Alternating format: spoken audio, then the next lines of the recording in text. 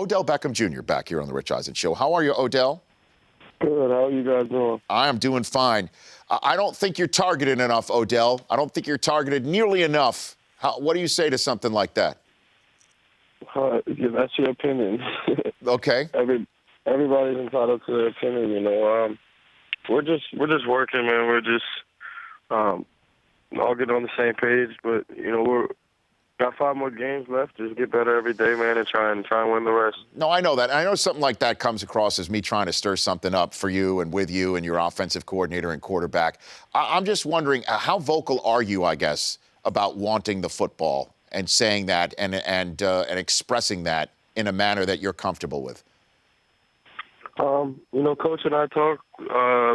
Everybody talks. You know, we have a pretty open relationship as far as what goes on inside the building, and you know, we do a great job at communicating, and we just, you know, yeah, it's something that we're still working on. We keep working to get better as an offense, and we'll continue to do that. Well, because I work with Michael Irvin, the playmaker, and I know how sometimes he is voices that a wide receiver needs to speak up in a manner that other players don't. And I'm just wondering if you have that gene, if that's something that you like to do or don't want to do. And you know, the numbers do support that you are targeted quite a bit. I'm just throwing that out there to see if you would agree with the normal assessment of a wide receiver needing to speak up. You know, I think a wide receiver in general, you know, you always want to make plays. You always, no matter what the case is, you know, you're going to do your assignment. But as a wide receiver, you always want to catch the ball. You know, you always want to make plays. So just finding ways within the scheme to get some good and have some opportunities to make plays. And you know, there's plays that are left out there that I haven't made and need to make. And that's obviously the goal for the next, you know, couple of weeks, is to be able to make all the plays and all the opportunities that you do have, take advantage of them. Odell Beckham Jr. joining me here on the Rich Eisen Show. When a ball's in the air and you know that it's thrown in a way that only you can go get it, what is your mindset when you see that ball in the air from Eli? Just make the catch. You know, whatever the case may be, just make the catch.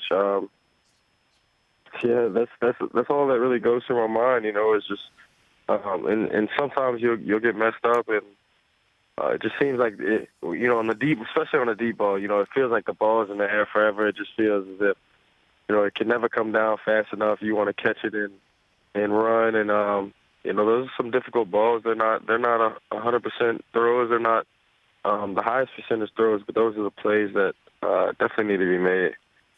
Odell Beckham Jr. joining me here on a big week for the Giants, taking on your co-tenants there in MetLife, the New York Jets. What are you guys talking about going into this game about taking on a crosstown or I guess co-tenant team? Antonio Cromartie went ahead and said a couple things a couple months ago about your play in particular. I'm wondering if that's something you're focused on this week. You know, we're more focused on what we need to do, honestly. You know, this is a big game for us as well, and we need to win it just to put ourselves back in good position. So there's a lot of things that the Giants have, us as a team, that we need to work on, and things that we're worried about, and not so much worry about other outside things. So who is the best receiver in the game outside of you, would you say, Odell? Who'd you throw up there?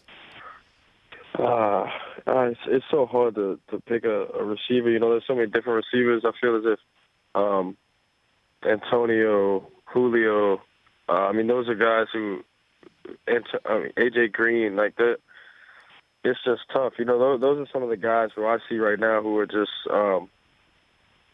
you know, on a daily basis. You know, they're always coming down. They're always performing to the best of their ability. So. Odell. I'd probably have to say one of those two guys. Mm-hmm. And what do you think about the gloves and how receivers are, you know, enjoying, I guess, what they can bring the ball in? And there's been a lot of discussion that the gloves, the NFL might just take them off you or get the tackiness down from the gloves. How would you respond to a move like that by the league? Uh, I don't really even know what to say. I didn't know that would be an actual issue. The gloves really just take away from, these quarterbacks are throwing the ball extremely hard, and they have a lot of arm strength, and they're ripping it, and the laces are spinning, and catching the ball without gloves can easily cut up your hands, the laces, and things like that. It really just takes away. It helps kind of with the traction of the ball, and not so much you actually physically catching it. It just you kind of have to have hand-eye coordination. The ball can, as you've seen, there's plenty of receivers, myself as well, who have had passes hit their hands, and you have gloves on and you don't catch it. So I don't say gloves are, an automatic thing. Odell Beckham Jr. joining me here on the Rich Eisen Show. We'll get to Lenovo in a second. I do want to hit you on what's been going down at your alma mater in LSU, where it looked like Les Miles was out. And then mid-game on Friday night during Texas A&M, the brass got together and decided let's keep him and beat him to the podium to say that he was still the coach there. What are your thoughts on what's gone down with Les Miles at LSU, Odell? It was just all so crazy to me to hear, and just to really start to think about Coach Miles leaving LSU, it was a crazy thought running through my head, and I didn't really know if it would be able to if something like that would happen, but definitely happy that he's still the coach there, and he's a guy who recruited me, and he'll always be my coach, and that'll always feel like home. So, that team will continue to get better. And looking forward to what they do for the rest of the season and next year. What would your advice to Leonard Fournette be? There's a lot of talk of him after how he handled the competition the first half of the season, that he's proven everything. And then there's guys like Gurley that we've seen, Lattimore that we've seen that bust their knees up as they're heading to the pros. Any advice you'd give Leonard Fournette? Just keep running. God will take care of the rest. Honestly, you can't really worry about anything like that. And, his dreams and everything that is in front of him will be still in front of him. He's a great kid. He's a humble kid. He's got his head on the right shoulders, and it's going in the right direction. So definitely looking forward to his future and wishing him all the best. How do you keep your head screwed on straight with the fame that you've found in the NFL the last 2 years, sitting there in the #1 media market in the world? You're part of this Lenovo campaign with J.B. Smoove and a bunch of other NFL stars. How have you been able to keep your head screwed on properly? It's tough, and it's all a learning process, but you have to have a great team around you. You have to have a circle of, your family or whoever it may be that can, always bring you back to home, and just being able to have, my mom and my dad and some of my best friends that, I grew up with for a long time still around, and seems as if things haven't changed. You just stay humble because, I've been humbled. So, how have you been humbled? There's many things that have happened. That's a story for another day. Okay. God always has his ways of showing you what he wants you to see. Odell, before I let you go, let's talk about the Fantasy Online College from Lenovo, where you are playing a professor at this fantasy college with, I do believe, the dean being J.B. Smoove, who may be the funniest guy on the planet.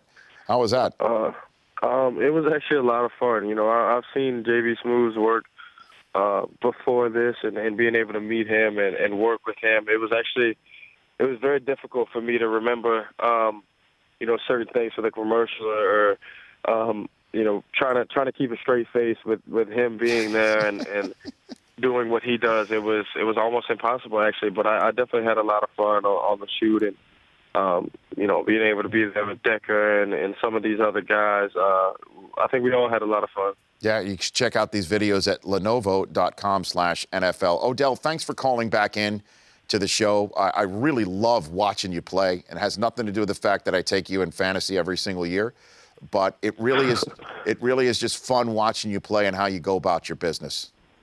I appreciate it, man. Thank you. You bet. That's Odell Beckham Jr. The Rich Eisen Show, weekdays at noon Eastern. On Audience.